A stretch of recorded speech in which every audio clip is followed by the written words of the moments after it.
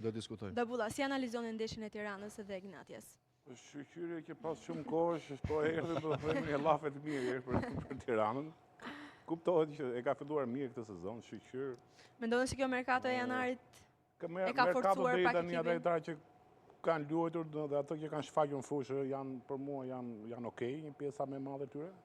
Mbase dikush nga ata mund të fitojë formë më të mirë sportive, pasi nuk është 100% që ne vet, por të paktën në krahasim me merkaton e të mërshme të verës, kjo është shumë e mirë.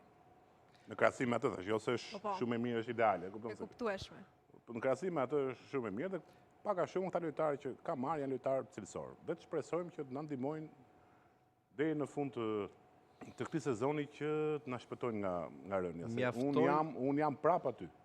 Po. Ne vërtet kemi bërë mirë këto ndeshjet e janë element tregues që mund të kemi fillim sezonit, por mos harrojmë që kampionati është i gjatë, do ndeshesh me ekipe të forta, se Ignatias vërtet mund t'ia fitosh 1-3 pikë. Do kenë arbitër të javë tërkohë? Nuk po flas për arbitrin, po flas për atë që prodhuam fushë.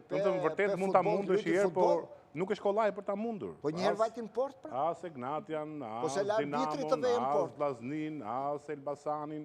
Domethënë janë ekipe që kanë krijuar një lloj stabiliteti dhe është goxha e vështirë. Tirana akoma nuk ka krijuar stabilitet. 3-4 ndeshjet e ardhshme ka goxha. Është akoma në rrotullim me fjalë me veten.